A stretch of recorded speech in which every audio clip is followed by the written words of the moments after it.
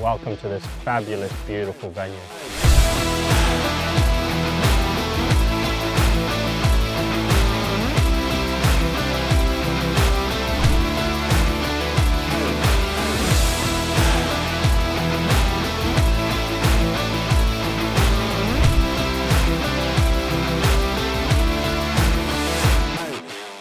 We're just about to get the boat on the water.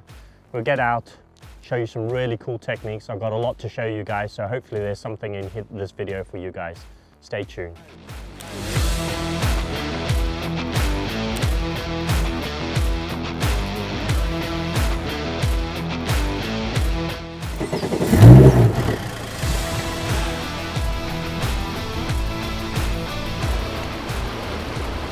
Wow. We're on the water this morning and it's looking pretty good, to be honest. I'm kind of excited about today. I've got a lot to show you guys, I really do. I love this water. It's got a lot to offer, beautiful scenery.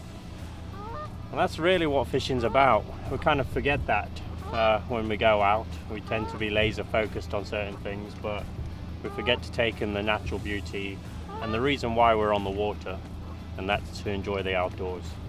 So let's get out there, hit the first spot, and hopefully we get something quite quickly.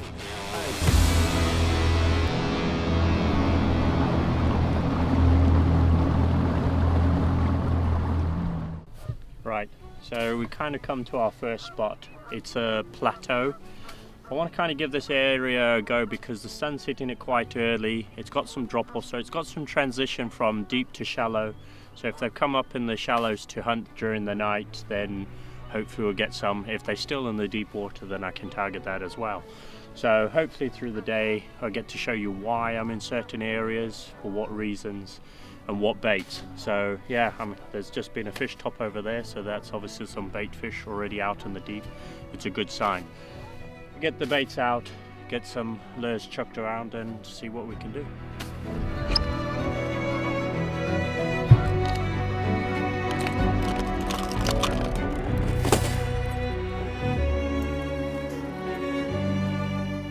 Right, so I've grabbed two baits out to start off with. One is a chatterbait. I'm gonna chuck this around in the shallow water, but I can also target the deep water with it. I'm gonna use the blade flash just to kind of get a bit of a trigger or a motion out of it, just see if we can get something on that. And the other thing is our moustache rig. That is rigged with a Storm GT360 paddle tail. It's a perfect bait fish size, so hopefully if they are feeding on that kind of size bait fish, then we'll get a response quite quickly. So yeah, I'm just starting off small to start off with, just see how we get on. As the day progresses, I might go bigger or I might go smaller, it just depends on how it goes. So yeah, let's get these on the rods and get chucking.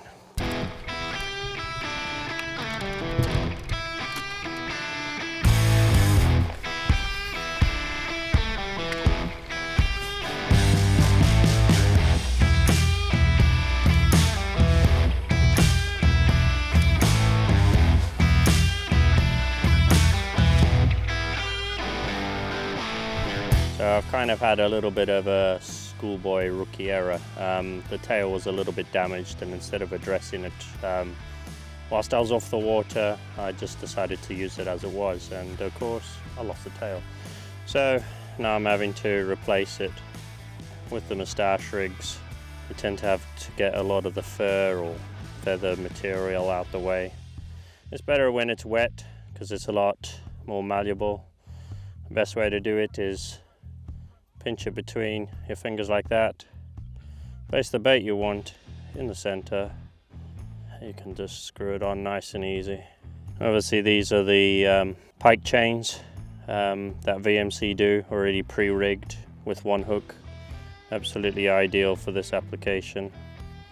That's it, we're ready to fish.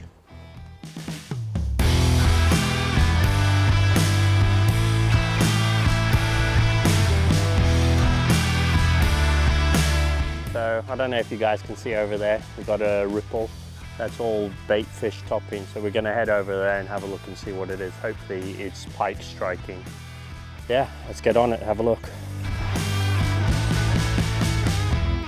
So I just chucked the chatterbait literally just to kind of get a reaction, but I seen a fish on the active target. So I've gone back to the moustache rig because I want a bigger presence in the water. And let's chuck to this fish. There's a few around here, so it's either going to happen very quickly or it's not going to happen at all because they're so preoccupied on bait fish.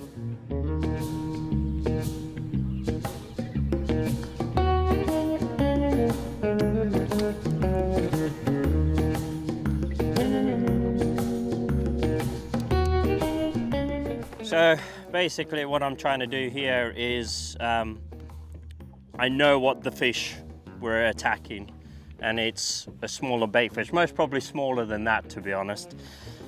So I've been chucking a few bigger baits, and I'll keep the bigger baits on for the reed line that I'm about to go and hit now. And I'll most probably put a pitot, the new soft pitos, on one of the other rods.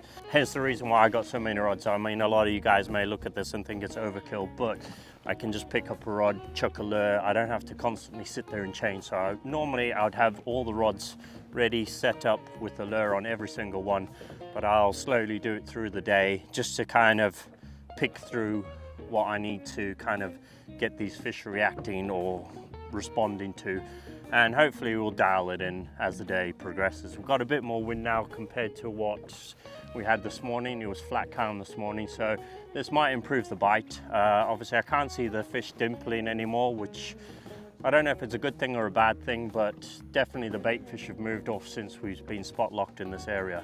So we're going to hit a few what I class as key areas, and we'll see how it goes. Something you guys don't see me doing a lot with pike is using a spinning reel. But after the World Championships, I found some really cool stuff out, and I'm just trying to use a spinning reel more to slow myself down. Bait casters are good, I get a lot cast in, but sometimes I power fish them too much, so I tend to fish them really, really quickly. The spinning reel, I get to slow it down, and you wonder how. The retrieve on a spinning reel is actually slower than on a bait caster. Regardless of how slow you try and go on a bait caster, 9 times out of 10 you still sit there and burn them through. So yeah, some of the smaller stuff I'm switching to a spinning reel, A, for casting ability, but also B, just to try and slow myself down. In this situation, I've got the new Psycho stick. This is the 7, 10 to 30 gram fast action, which is a medium rod with the CMAR reel. I really love this setup. I got another one at home, which is more for my perching stuff, but beautiful, beautiful rod. So if you guys are interested in a spinning rod reel, this is definitely worth a look. I'm absolutely loving it at the moment.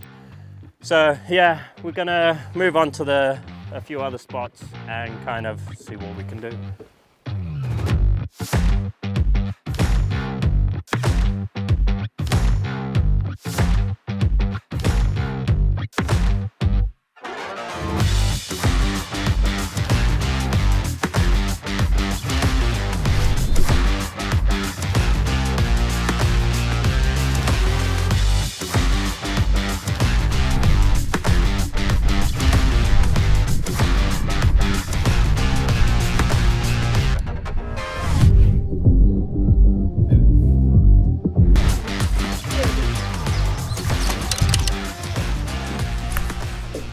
Not very big.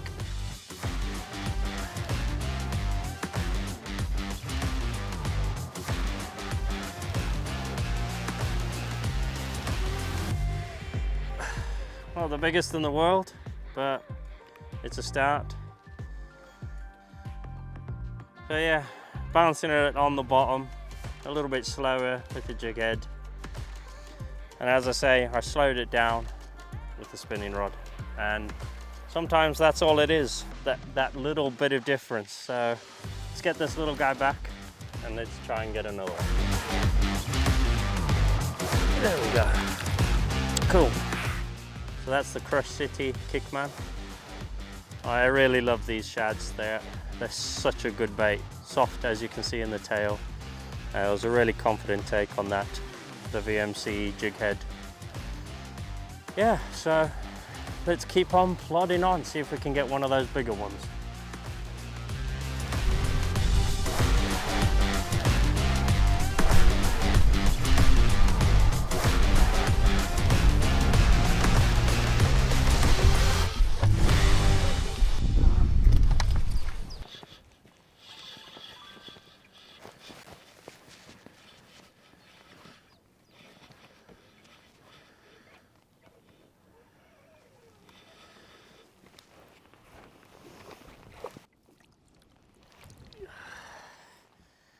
Literally, Seb put his camera down, I took another cast, and lo and behold, another one. Single hook, in the nose, in and out. Slightly better fish. But this is what I was saying to you guys about earlier on. I've been chucking a bait caster, power fishing all morning, not getting anything. And I've literally switched to that spinning rod, and it's made the difference. So whether or not it's just one of those, or the fact that I've changed to a smaller bait, I don't know. But it's working, so I can't knock it. Cool. That's two.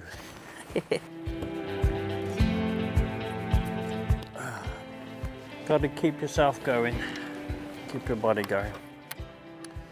Right, so after those two fish on the Kickman, I had a little bit of thought and I've changed to our new glide bait. I just wanted to try and slow it down and see if it's actually what's working. However, either there was just a pocket of those fish and it was just coincidence, I don't know yet.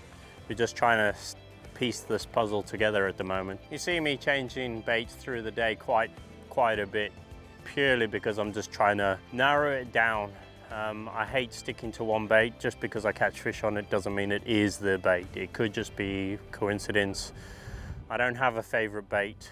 There will be baits that I rely on, obviously, because I have confidence in them, but I never have a favorite bait, so I'll keep on swapping around, persevering, see what works, what doesn't, and then kind of just narrow it down, hopefully, to what really is the killer on the day. So yeah, let's keep on casting and see if we can get something.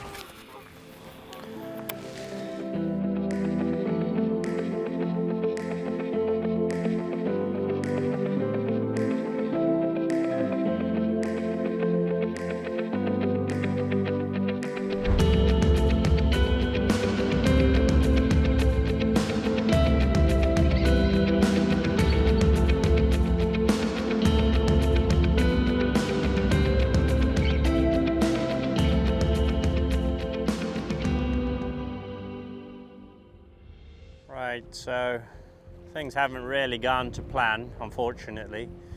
We had those two earlier on, but it's been quite quiet. The wind's picked up a bit. I have an idea where they are. I think they're hitting the bait shoals in the middle. I've kind of been reluctant to go onto that because once they kind of on bait fish, they're quite hard to catch, but it might be our only option. I came here into the shallows where the bream are, but unfortunately found the bream, just can't seem to find the pike around them. Whether or not it's down to water temperature, water colour, not 100% certain at the moment. Still trying to dial it in because I haven't been in here for such a long time.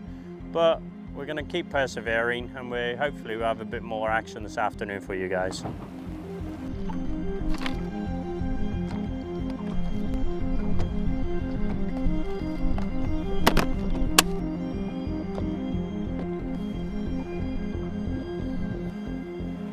Right, so a lot of you keen-eyed people will notice that I'm using fluorocarbon. I use this primarily for the fish safety. A lot of you might question it, but I've had too many issues with wire breaking, or just I'm not really happy with it with big lures. This is 130 pound fluorocarbon. I've never had a problem with it over 15 years of using it. So for big lures, safety-wise, I definitely think fluorocarbon's the way forward. I do have wire, and I'm trialing some new stuff at the moment and tying it in a different way. which may make me revert back. But at the moment, just for fish safety, I don't want to leave big lures like this in fish's mouths. I'm going to use fluorocarbon. Hopefully, if we do get a fish on it, I can show you how safe it is, and you can pick out if there's any issues. Sometimes I find, especially with wire and the smaller stuff, is if you get a nick in it, you don't really notice it, especially titanium, and next thing you know, bang, your lure comes off, or you get a bite and it parts. I've had that happen too many times. So whether or not that's careless fishing, I don't know, but I don't think the shock of casting big lures stands up to it on wire. So hence the reason why I'm using the fluorocarbon. A lot of you may question it. As I say, it's my preference. I don't force it on anyone. It's just what I prefer and I think is safer for the fish. So I think I found the problem. We haven't had any of our Fox's milk cookies.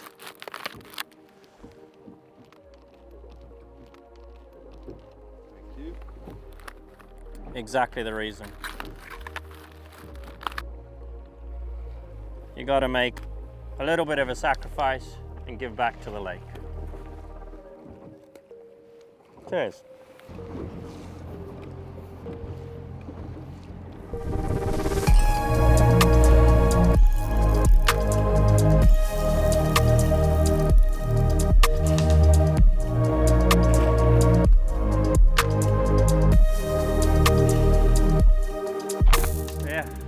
Finally spotted something, and it's paid off. I think there's a few more there, so see if we can get a few more. And again, on the trusty Kickman, really enjoy it, especially the size. It's the perfect bait size. As you can see, the tail flapping in the wind. They really are perfect, soft tails, ideal. So let's get on it, get a few more.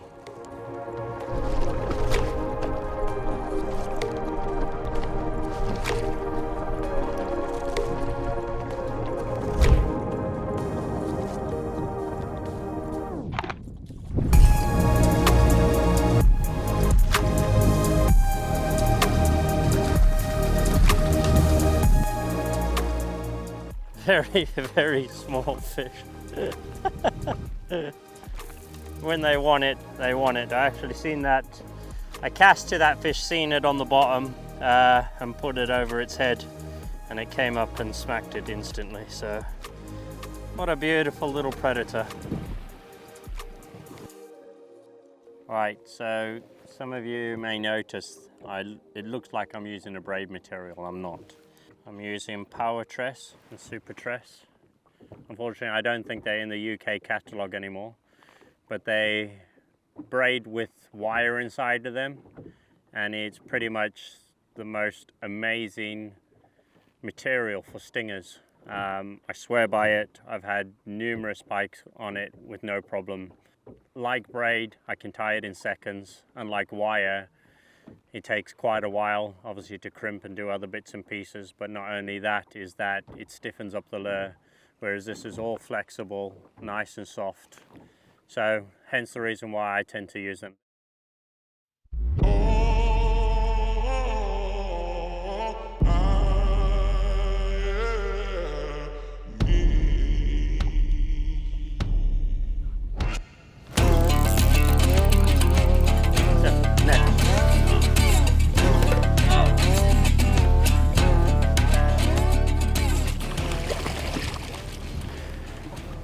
Yes!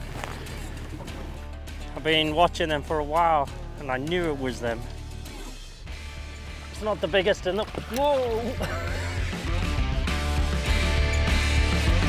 It's not the biggest in the world, but I'm super chuffed with that one. On the Stingman. There we go, absolutely fin perfect perch. Showing himself all in glory. Don't even have to hold his fin up. Absolutely love perch, I really do. And obviously on the Stingman, an amazing drop shot lure. This is only the 3-inch. Can use the 4-inch as well. The 4-inch I tend to favour for the zander more, but yeah, the perch absolutely love it as well. Let's get it back. Yeah, I've seen them on the active target, and there might be a few more floating about here, so I might persevere for a little bit longer. I'll see if I can find another one or two. But yeah, I mean, I love perch. Perch are just a great fish to catch in general. So yeah, just keep plodding on, see what we can do.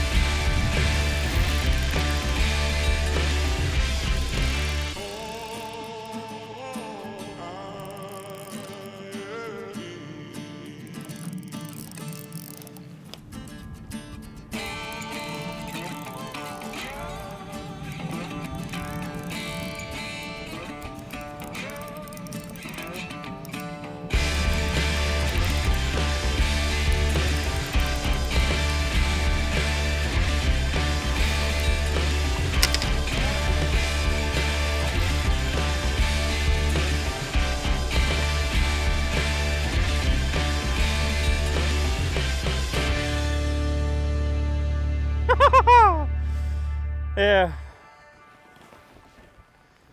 Well, kind of not how I expected today to go, to be honest, but we've got one last fish. Let's get it out of this net and show it to you. On that back treble. But what a cracking fish to end the day on. This is about pretty much what we've been targeting all day. It's a pity it's come so late. Maybe a little bit of bad judgment on my behalf, I don't know, but what a beautiful, beautiful pike.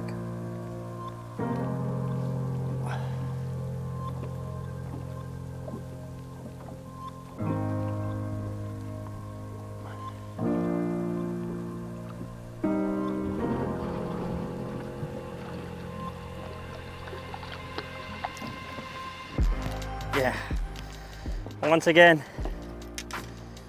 that 5-inch kickman and the chartreuse white. Can't recommend them any more than that. Hope you guys enjoyed it. I know it's not been absolutely full on action, but maybe there's something in there that you guys can take into your own fishing, I don't know. But enjoy your fishing no matter what. Thanks for joining us along this trip. Take care, tight lines.